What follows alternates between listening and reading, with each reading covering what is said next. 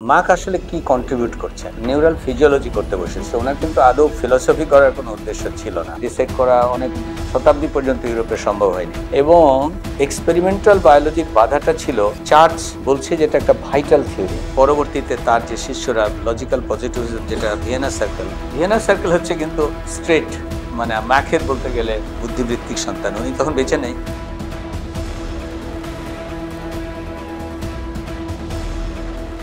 আমরা আজকে যার আলোচনা করব তিনি হচ্ছেন আর্নস্ট ম্যাক, যার এই বইটার নাম হচ্ছে দ্য অ্যানালিসিস অফ সেন্সেশনস। এটা পুরো নামটা হচ্ছে contributions to the analysis of সেন্সেশনস। এবং এটা আমি বলবো না যে আমরা যে এপিস্টেমোলজি বা ফিলোসফির যে শাখাটা জ্ঞানতত্ত্ব পড়ছি এটার যে একদম অরিজিনাল সৃষ্টি তা বলবো না, কিন্তু জ্ঞানতত্ত্বকে বিশেষ করে সায়েন্টিফিক মেথোডোলজিকে আজকে যে পর্যায়ে আমরা দেখছি সেই পর্যায়ে আনার পিছনে বেশ কিছু মানুষের যে কন্ট্রিবিউশন, আমরা যেমন ফ্রান্সিস বেকনের কথা গতদিন পড়েছি, সেই অর্থে স্টুয়ার্ট মিল যদিও সোশ্যাল সায়েন্সের, কিন্তু সেখানে আমরা কিছুটা তার নীতিবিদ্যার ইউটিলিটারিজম পড়তে গিয়ে কিছুটা টেনে এনেছি। আর আজকে হার্ডকোর যে সায়েন্সে বিশেষ করে ফিজিওলজি এবং সাইকোলজিকে যে বিজ্ঞান হয়েছে শেষ পর্যন্ত যে এটা অল বিজ্ঞানে একটা ইউনিফাইড মেথডের দিকে এসেছে, সেই বিষয়টা আসলে আর্নস্ট ম্যাক হচ্ছে তার একটা মেজর পুরোধা। ওই সময় আরও কেউ কেউ ছিলেন, যেমন দ্য গ্রামার অফ সায়েন্স ছিলেন কার্ল পিয়ারসনের, আরও দু একটা বই, আমি আর সবগুলো এখানে পড়ছি না। কিন্তু একটা গ্রুপ অফ পিপল কিন্তু সায়েন্সকে আজকের এই পর্যায়ে আনার জন্য, পপুলারাইজ করার জন্য, ফ্রান্সিস বেকন আরও 200 বছর আগে, কিন্তু এরা সবাই কন্ট্রিবিউট করেছেন। এবং যারা বিজ্ঞানের ছাত্র তাদের তো বটেই, সাধারণ সব মানুষেরই যে আমরা যে এপিস্টেমোলজি বিজ্ঞানের ফাইনাল মেথডে যখন আসছি, বোঝা দরকার যে আসলে বিজ্ঞান বলতে আমরা কি বুঝি এবং বৈজ্ঞানিক জ্ঞান বলতে কি বুঝি, তাহলে তার সঙ্গে পার্থক্য অন্য শাখার কেউ। তো মার্ক আসলে কি কন্ট্রিবিউট করছেন? উনি আসলে নিউরাল ফিজিওলজি করতে বসেছিলেন, উনি বিজ্ঞান করতে, ওনার কিন্তু আদৌ ফিলোসফি করার কোনো উদ্দেশ্য ছিল না। হ্যাঁ, যে উনি কিন্তু নার্ভের সাথে ফিজিওলজি কি করে সম্পর্কিত হয় সেটা করতে গিয়ে, নিউরাল ফিজিওলজি করতে গিয়ে আসলে উনি বললেন যে দেখো, বিজ্ঞানের মেথডে দেখা যাচ্ছে যে আমরা আসলে বিভিন্ন শাখাতে বিভিন্ন টার্ম ব্যবহার করছি, এটা ঠিকই, একই টার্ম আমরা হয়তো মানে নানানভাবে ব্যবহার করতে পারি, কেমন, কিন্তু এই শাখাতে আমি হয়তো যেটা মানে দিচ্ছি অন্য শাখায় হয়তো সেটার মানে হয়তো অন্যভাবে ব্যবহৃত হচ্ছে। যেমন ফ্রিকোয়েন্সিতে আমি হয়তো আমার ফ্রিকোয়েন্সিতে আমি হার্টের বিটের ফ্রিকোয়েন্সি বলছি, তার একজন হয়তো একটা ওয়েভ লেন্থের ফ্রিকোয়েন্সি বলছে ফিজিক্সের, কিংবা কেমিস্ট্রিতে রিয়াকশন আমি একভাবে বলছি, আমার হয়তো বায়োলজিতে বা ইকোনমিক্সে আরেকভাবে রিয়াকশন বলছি। হ্যাঁ, তো কিন্তু বিষয়টা হচ্ছে যে আমার নানান সাবজেক্টে যদিও পরিভাষা আমার ভিন্ন তৈরি হয়েছে, একই পরিভাষাকে আমি যে ভ্যালু বলতে এথিক্স এক ভ্যালু বলছি, তো ইকোনমিক্সে আরেক ভ্যালু বলছি, আবার যখন কি বলে আমি বায়োলজির ভ্যালু বলছি তখন আরেক ভ্যালু বলছি। ভ্যালু কথাটারই মানে ডিফার করছে সায়েন্স টু সায়েন্স, কিন্তু বেসিক্যালি উনি বললেন যে আমাদের আসলে বিজ্ঞানের আসলে সব বিজ্ঞানেরই কতটা ইউনিফাইড এক ধরনের মেথড রয়েছে। কারণ আমি আগেই বলেছি যে উনি মেথডটাতে বাধ্য হয়ে উনি যখন দেখছেন যে ফিজিক্সের মেথডের সঙ্গে বায়োলজি বা ফিজিওলজি বিশেষ করে মানুষের যে ক্রিয়া যেটাকে বলা হয় তার স্বাভাবিক ক্রিয়া প্রক্রিয়া, সেটার সম্পর্ক বের করছেন। এই জায়গাটিতে ভাবতে হবে আগে যে আমরা কিন্তু আদিকাল থেকে যখন গ্রো করেছে বিজ্ঞান, সেই মধ্যযুগ থেকে মানে আধুনিক বিজ্ঞান, যদিও আমি আগেই বলেছি যে থেলিস থেকে শুরু করে আর্কিমিডিস মানে কি বলে আলেকজান্দ্রিয়াতেও বিজ্ঞান গ্রো করেছে, বা প্রাচীন ভারতেও গ্রো করেছে, গ্রো কিন্তু এক জায়গায় করেছে। কিন্তু মধ্যযুগ থেকে যখন শুরু হলো আবার নতুন করে রিভাইভাল রেনেসাঁতে, তখন কি করেছে কেমিস্ট্রি, যেমন অক্সিজেন হাইড্রোজেন আবিষ্কার হয়েছে দ্রুত, আমাদের ফিজিক্সের এই যে চার্লস নিউটন, গ্যালিলিও, কিন্তু চার্লস ল, বয়েলস ল থেকে শুরু করে নানান টাইপের অপটিক্স, নানান বিজ্ঞান গ্রো করেছে। ফিজিক্সের কেমিস্ট্রি আগে আগে গ্রো করেছে, আমরা এটাকে বলি ফিজিক্যাল সায়েন্সেস গ্রো করেছে, ম্যাথমেটিক্স যে টুল গ্রো করেছে। বায়োলজি সবসময় পিছনে ছিল। বায়োলজি পিছনে ছিল, তার কারণ ছিল বায়োলজির সঙ্গে এক ধরনের ভাইটাল থিওরি জড়িত ছিল, যে বায়োলজিতে সহজে এক্সপেরিমেন্টাল সায়েন্স করা খুব কঠিন ছিল। আমরা আগেই বলেছি যে এমনকি লিওনার্দো দা ভিঞ্চিকে যখন অন্য সময় ফিজিক্স কেমিস্ট্রির গবেষণা ল্যাবে হচ্ছে, তাকে কিন্তু একটা অ্যানাটমি করতে গেলেও কিন্তু কবরে ঢুকে মোমবাতি জ্বালিয়ে গোপনে ডিসাইড করতে হচ্ছে, কারণ অ্যানাটমি করার অধিকার নাই। একমাত্র কনভিক্টেডের ছাড়া কিন্তু ডিসাইড করা অনেক শতাব্দী পর্যন্ত ইউরোপে সম্ভব হয়নি। এবং এক্সপেরিমেন্টাল বায়োলজির সবচেয়ে বিপজ্জনক মানে ছিল, বাধাটা ছিল চার্চ বলছে যে এটা একটা ভাইটাল থিওরি। হ্যাঁ, মানে চার্চ বা রিলিজিয়াস সেক্টগুলো বলছে যে বাবা তুমি ফিজিক্স কেমিস্ট্রি যাই করো না কেন, বায়োলজিতে এক ধরনের ভাইটাল ফোর্স তোমার মধ্যে আছে বলেই তুমি মুভ করছো। ভাইটাল ফোর্স থিওরি থাকলে হয় কি, এটাতে তোমার ফিজিক্স কেমিস্ট্রির ল আলাদা ইস্যু, আর বায়োলজির ল জীবন্ত প্রাণী আলাদা ইস্যু। এবং এটা এত স্ট্রং ছিল যে এমনকি যখন ভোলার প্রথম মানে বলেছিল যে দেখছো এই যে ফিজিক্স মানুষ যে, কারণ প্রথমত ছিল যে ভাইটাল থিওরি ছাড়া কোনো কিছুই মানুষ নিজে তৈরি করতে পারবে না, সব কিছু তৈরি করা আছে স্রষ্টার দ্বারা। কিন্তু যখন ল্যাবে যখন অক্সিজেন সিনথেসিস হচ্ছে কিংবা হাইড্রোজেন তৈরি হচ্ছে, তখন লোকে বলে দেখছো দেখছো মানুষ তো তৈরি করতে পারে। তখন বললাম পারে, কিন্তু এগুলো সব ইনঅর্গানিক, অজৈব, জৈব পদার্থ করতে পারে না। বুঝছো কথাটা? তো জৈব পদার্থ যখন করে ফেললো ভোলার সম্ভবত 28 বাইর করে, তখন বললো যে কি তৈরি করেছিল প্রথমে, ইউরিয়া। কথা বুঝছো? তো যখন ইউরিয়া তখন জৈব পদার্থ, তখন বললো দেখছো আমরা তো জৈব পদার্থ মানুষ তৈরি করতে পারে। মানে চার্চের সঙ্গে ডিবেট চলছে। তো চার্চ বললো হ্যাঁ হ্যাঁ পারে, তবে এটা বর্জ্য পদার্থ বলে পারে। এটা অন্য পদার্থ না, এটা বর্জ্য বলে পারে। কিন্তু পরবর্তীতে বিজ্ঞান ইতিহাস দেখালো যে না, আমরা বর্জ্য না, যে কোনো পদার্থই আসলে সিনথেসাইজ করা যায়, জৈব পদার্থ। এবং সেটা প্রাণীর বিজ্ঞানে আস্তে আস্তে এখন পর্যন্ত এসে আমরা এমনকি তার জিন থেকে শুরু করে জেনেটিক ইঞ্জিনিয়ারিং, যারা এক হোল প্রাণী সৃষ্টি করা থেকে শুরু করে অনেক দূর চলে এসছে। কিন্তু এটা কি সহজ ছিল? এটা অনেক অনেক বাধা অতিক্রম করতেছে, লড়াই। হ্যাঁ, কারণ ভাইটাল থিওরি থেকে মানুষকে আমরা যে শব্দটা এখন বলি যে ফিজিকো কেমিক্যাল বেসিস অফ লাইফ, অর্থাৎ মানুষের বডিতেও কিন্তু ফিজিক্স আর কেমিস্ট্রির যে হয়, রিয়াকশন হয়, মানুষের বডিতেও একই ধরনের ফিজিক্স কেমিস্ট্রির রিয়াকশন হয়। এবং এখন পর্যন্ত বায়োলজি মানে মানুষের বায়োলজি বা মানুষ বলে জীবিত মানে যে কোনো বায়োলজি কোনো ফিজিক্স অ্যান্ড কেমিস্ট্রির লকে ভায়োলেট করে হয়, স্পেশাল অ্যাপ্লিকেশন হয় তার, ওটার একটা স্পেশাল অ্যাপ্লিকেশন হয়। হার্টে যখন মেকানিক্স কাজ করে তার অ্যাপ্লিকেশন আলাদা, সেলে যখন ট্রান্সপোর্ট হয় তখন মানে আয়ন ট্রান্সপোর্ট হয়, তার অ্যাপ্লিকেশন আছে। কিন্তু ফিজিক্স আর কেমিস্ট্রির মূল লকে ভায়োলেট করে কোনো কিছু হয় না। এটা আমি ডিটেলে যাচ্ছি না, কিন্তু ঘটনাটা তাই। তাহলে কি বলছি তখন, ফিজিকো কেমিক্যাল বেসিস অফ লাইফ।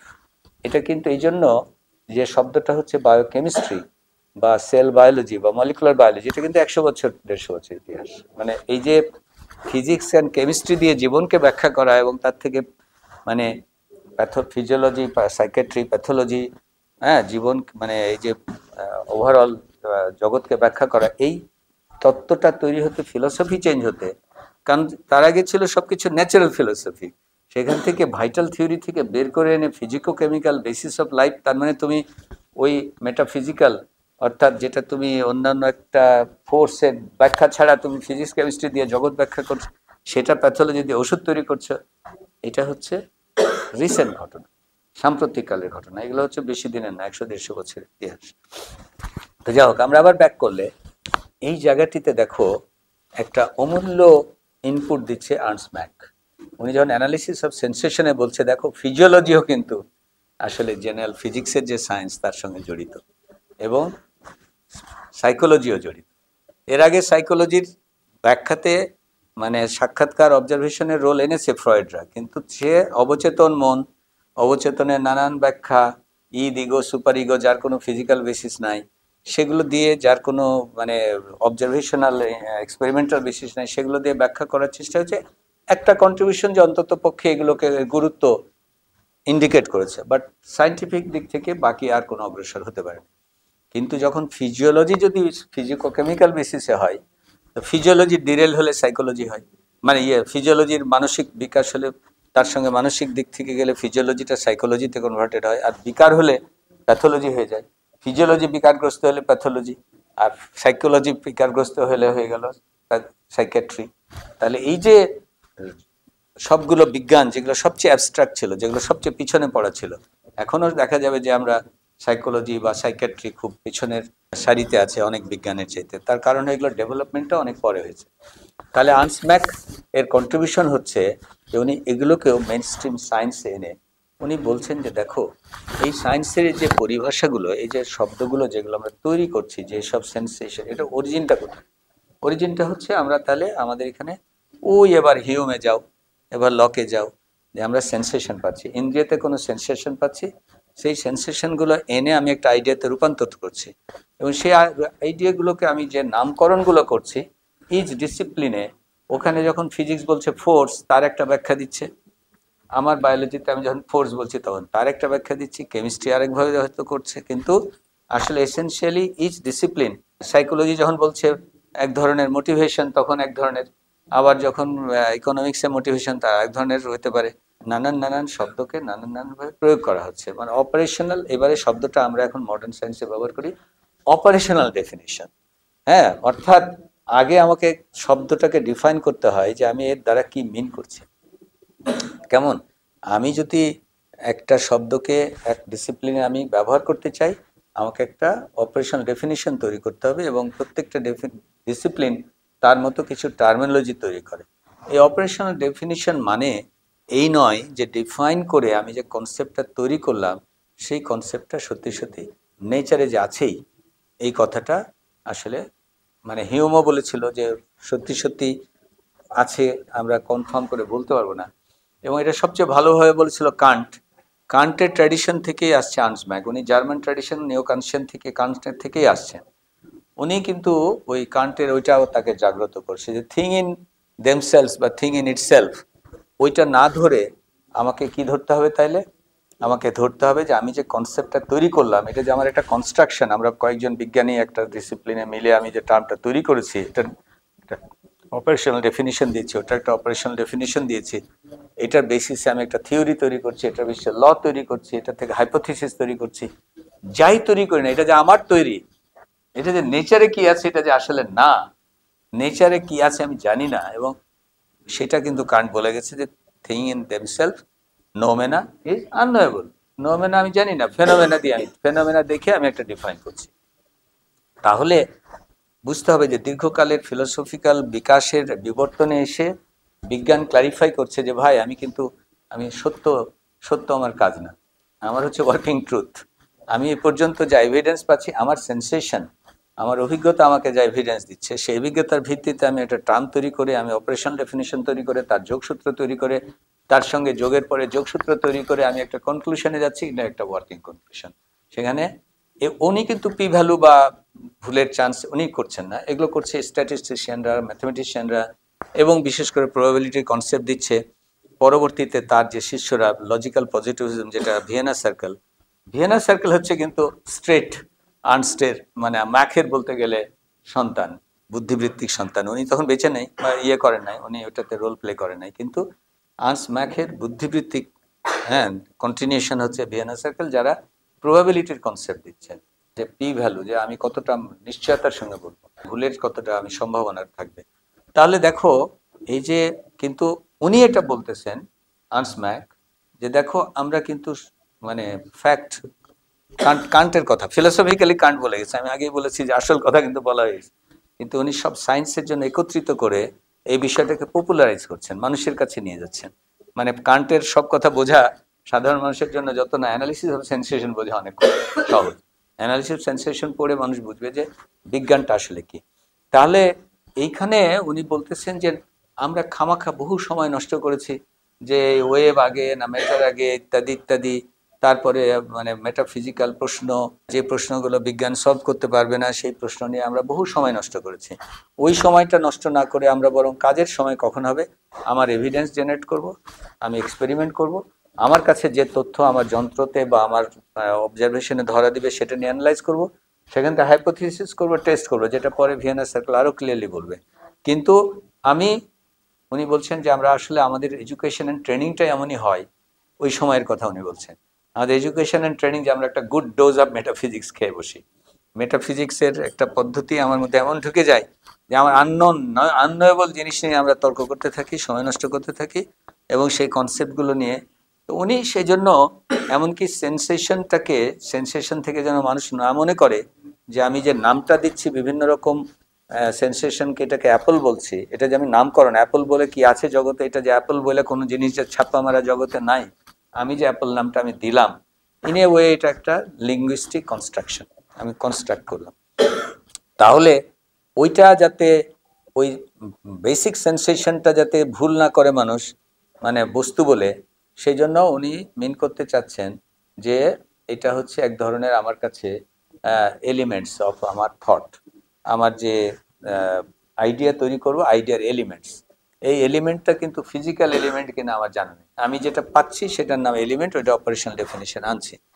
এবং সেই এলিমেন্টগুলোর একটা ছোট হাতের A B C D element, বড় হাতের A B C D element, একটার সঙ্গে একটা যোগসূত্র, পারমিউটেশন কম্বিনেশন, আইডিয়ার এলিমেন্টসের পারমিউটেশন কম্বিনেশন দিয়ে ডিফারেন্ট ওয়ার্ড তৈরি করছি, ডিফারেন্ট ডেফিনিশন তৈরি করছি, ডিফারেন্ট সূত্র তৈরি করছি, ডিফারেন্ট ল তৈরি করছি, এবং তার মাধ্যমে আমি আবার এটাকে এক্সপেরিমেন্টাল ভ্যালিডিটিতে নিয়ে যাচ্ছি।